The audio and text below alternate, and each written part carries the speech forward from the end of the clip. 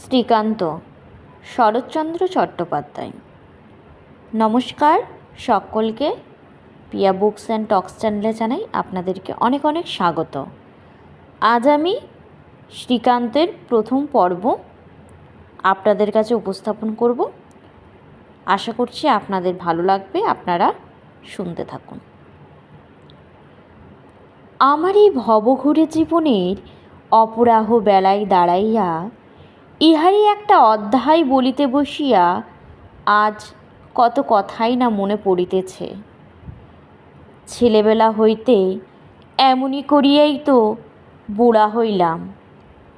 আত্মীয় অনাত্মীয় সকলের মুখে শুধু একটানা ছি ছি শুনিয়া শুনিয়া নিজেও নিজের জীবনটাকে একটা মস্ত ছি ছি ছাড়া আর কিছুই ভাবতে পারি নাই।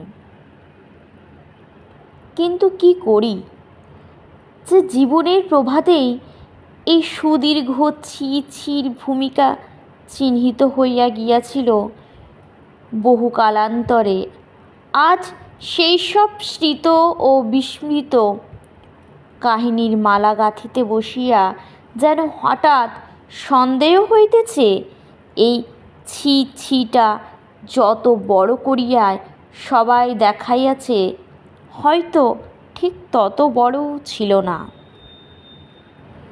মনে হইতেছে হয়তো ভগবান যাহাকে তাহার বিচিত্র সৃষ্টির ঠিক মাঝখানটিতে টান দেন, তাহাকে ভালো ছেলে হইয়া এক জামিন পাশ করিবার সুবিধাও দেন নাই।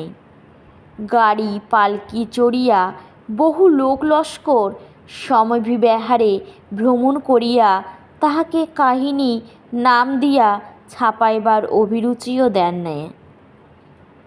বুদ্ধি হয়তো তাহাকে কিছু দেন, কিন্তু বিষয়ী লোকেরা তাহাকে সুবুদ্ধি বলে না। তাই প্রবৃত্তি তাহাদের এমনই অসঙ্গত ছাপ ছাড়া এবং দেখিবার বস্তু ও তৃষ্ণাটা স্বভাবতই এতই বেয়ারা হইয়া ওঠে যে তাহার বর্ণনা করিতে গেলে সুধী ব্যক্তিরা বোধ করি হাসিয়াই খুন হইবেন। তারপরে সেই মন্দ ছেলেটি যে কেমন করিয়া অনাদরে অবহেলায় মন্দের আকর্ষণে মন্দ হইয়া ধাক্কা খাইয়া ঠোক্কর খাইয়া অজ্ঞাতসারে অবশেষে একদিন অপযশের ঝুলি কাঁধে ফেলিয়া কোথায় সরিয়া পড়ে, সুদীর্ঘদিন আর তাহার কোনো উদ্দেশ্যই পাওয়া যায় না। অতএব এই সকলও থাক, যাহা বলিতে বসিয়াছি তাহাই বলি। কিন্তু বলিলেই তো বলা হয় না। ভ্রমণ করা এক, তাহা প্রকাশ করা আর এক। যাহার পা দুটা আছে সেই ভ্রমণ করিতে পারে, কিন্তু হাত দুটা থাকিতেও তো আর লেখা যায় না। সে যে ভারী শক্ত। তাছাড়া মস্ত মুশকিল হইয়াছে আমার এই যে ভগবান আমার মধ্যে কল্পনা কবিত্বের বাষ্পটুকুও দেন নাই। এই দুটো পোড়া চোখ দিয়ে আমি যা কিছু দেখি ঠিক তাহাই দেখি। গাছকে ঠিক গাছই দেখি, পাহাড় পর্বতকে পাহাড় পর্বতই দেখি। জলের দিকে চাহিয়া জলকে জল ছাড়া আর কিছুই মনে হয় না।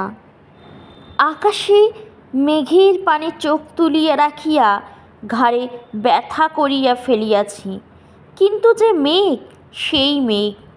কাহারও নিবিড় এলোকেশের রাশি চুলোয় যাক, একগাছি চুলের সন্ধানও কোনোদিন তাহার মধ্যে খুঁজিয়া পায় নাই। চাঁদের পানে চাহিয়া চাহিয়া চোখ ঠিকরিয়া গিয়াছে, কিন্তু কাহারও মুখটুকু তো কখনো নজরে পড়ে নাই। এমন করিয়া ভগবান যাহাকে বিড়ম্বিত করিয়াছেন তাহার দ্বারা কবিত্ব সৃষ্টি করা তো চলেই না। চলে শুধু সত্য কথা সজা করিয়া বলা।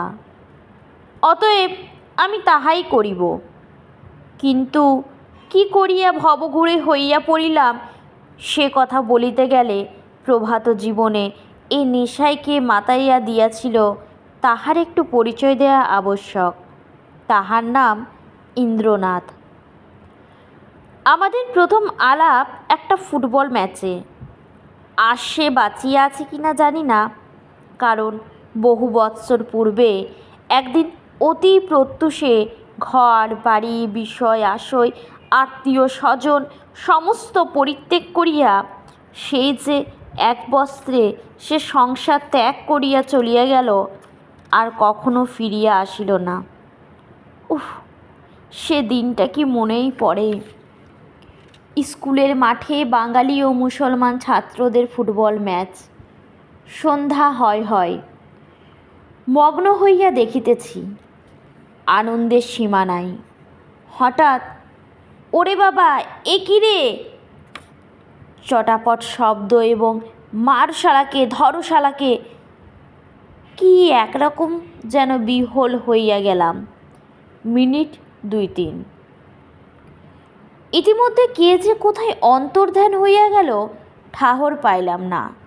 ঠাহর পাইলাম ভালো করিয়া তখন, যখন পিঠের ওপর একটা আস্ত ছাতির বাঁট পটাশ করিয়া ভাঙিল এবং আরও গোটা 2-3 মাথার ওপর পিঠের ওপর উদ্যত দেখিলাম। 5-7 জন মুসলমান ছোকরা তখন আমার চারিদিকে ব্যূহ রচনা করিয়াছে।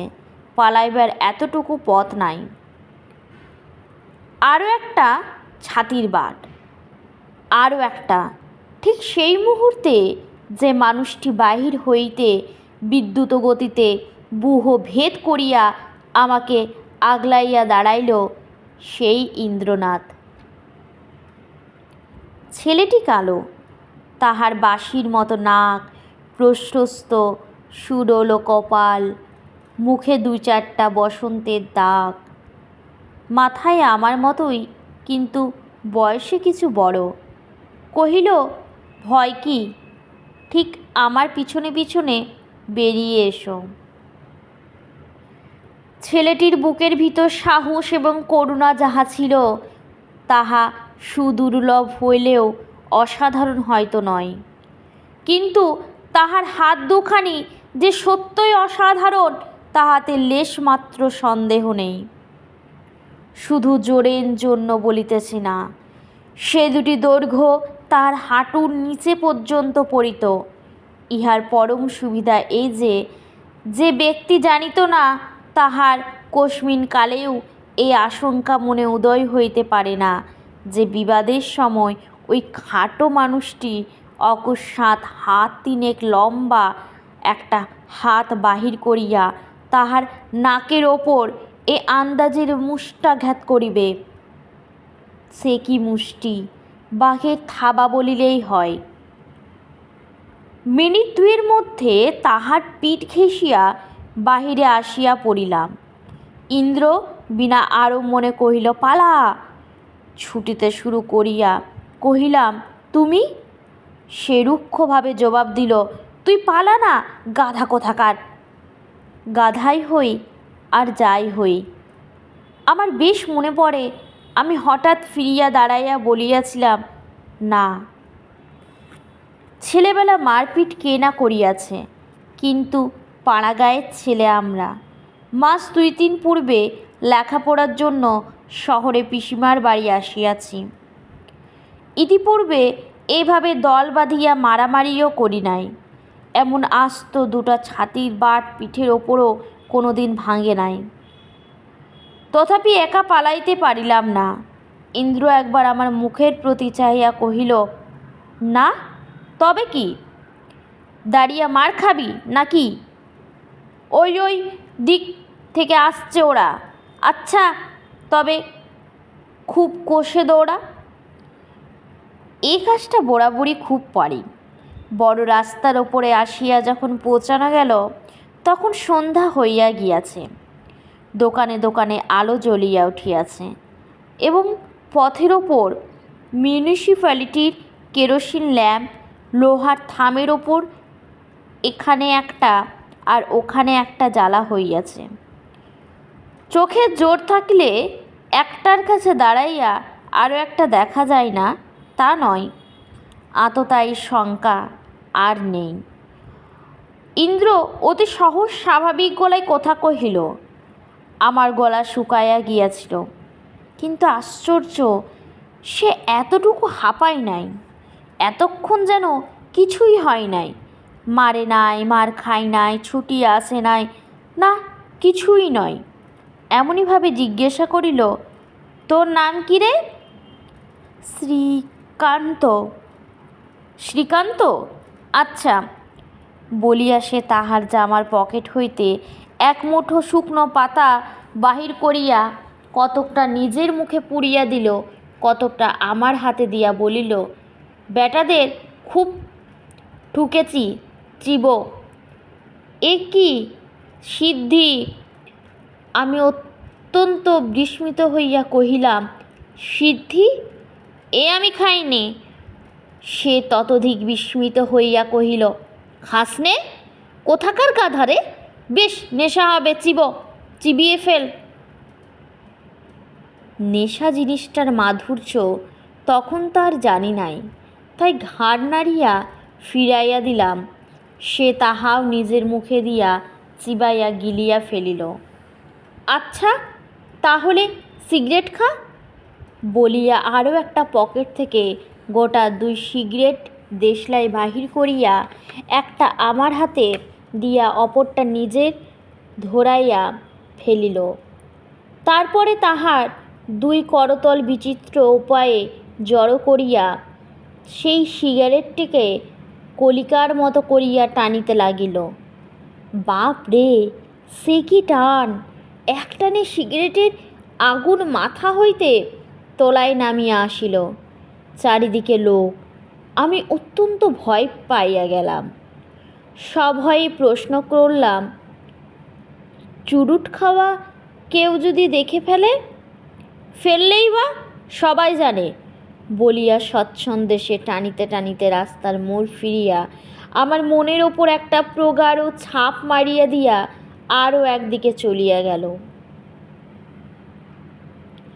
আজ আমার সেই দিনের অনেক কথাই মনে পড়িতেছে, শুধু এইটি স্মরণ করিতেই পারিতেছি না, ওই অদ্ভুত ছেলেটিকে সেদিন ভালোবাসিয়াছিলাম, কিংবা তাহার প্রকাশ্যে সিদ্ধি ও ধূমপান করবার জন্য তাহাকে মনে মনে ঘৃণা করিয়াছিলাম। তারপরে মাসখানে গত হইয়াছে। সেদিনের রাত্রিটা যেমন গরম, তেমনি অন্ধকার। কোথাও গাছের একটা পাতা পর্যন্ত নড়ে না। ছাদের ওপর সবাই শুইয়াছিলাম। 12টা বাজে, তথাপি কাহারও চক্ষে নিদ্রা নাই। হঠাৎ কি মধুর বংশী সুর কানে আসিয়া লাগিল, সহজ রামপ্রসাদী সুর। কত তো শুনিয়াছি, কিন্তু বাঁশিতে যে এমন মুগ্ধ করিয়া দিতে পারে তাহা জানিতাম না। বাড়ির পূর্ব দক্ষিণ কোণে একটা প্রকাণ্ড আম কাঁঠালের বাগান, ভাগের বাগান, অতএব কেহ খোঁজখবর লইত না। সমস্ত নিবিড় জঙ্গলে পরিণত হইয়া গিয়াছিল। শুধু গরু বাছুরেরাও যাতায়াত করত এবং বনের মধ্যে দিয়া সরু একটা পথ পড়িয়াছিল। মনে হইল যেন সেই বনপথেই বাঁশির সুর ক্রমশ নিকটবর্তী হইয়া আসিতেছে।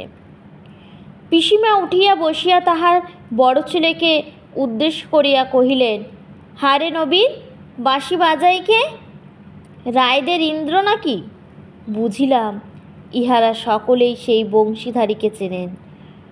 বরদা বললেন, সে হতভাগা ছাড়া এমন বাঁশি বা বাজাবে কে, আর ওই বনের মধ্যে বা ঢুকবে কে? বলিস কি রে, ও কি গোসাই বাগানের ভেতর দিয়ে আসছে নাকি? বরদা বললেন, পিসিমা এই ভয়ঙ্কর অন্ধকার, ওই দূরবর্তী গভীর জঙ্গলটা স্মরণ করিয়া মনো বোধ করি শিহরিয়া উঠিলেন। ভীত কণ্ঠে প্রশ্ন করিলেন, আচ্ছা, ওর মা কি বারণ করে না? গোসাই বাগানে কত লোক যে সাপে কামড়ে মরেছে তার সংখ্যা নেই। আচ্ছা, ও জঙ্গলে এত রাত্রিরে ছোঁড়াটা কেন? বরদা একটুখানি হাসিয়া বলিলেন, আর কেন, ও পাড়া থেকে এই পাড়া আসার এই সোজা পথ। যার ভয় নেই, প্রাণের মায়া নেই, সে কেন বড় রাস্তা ঘুরতে যাবে মা? ওর শিগগিরই আসা নিয়ে দরকার। তা সে পথে নদী নালাই থাক, আর সাক্ষ্য বাঘ ভাল্লুকেই থাক। ধন্য ছেলে বলিয়া পিসিমা একটা নিঃশ্বাস ফেলিয়া চুপ করিলেন। বাঁশির সুর ক্রমশ সুস্পষ্ট হইয়া আবার ধীরে ধীরে অস্পষ্ট হইয়া দূরে মিলাইয়া গেল। আজ এই পর্যন্তই থাকলো। যদি আজকের ভিডিওটি আপনাদের ভালো লাগে অবশ্যই চ্যানেলটিকে সাবস্ক্রাইব করে দেবেন আর ভিডিওটিতে একটি লাইক দিয়ে দেবেন। আমি যত শীঘ্রই পারবো চেষ্টা করব নেক্সট পার্ট নিয়ে আসার। আপনারা ভালো থাকবেন, সুস্থ থাকবেন।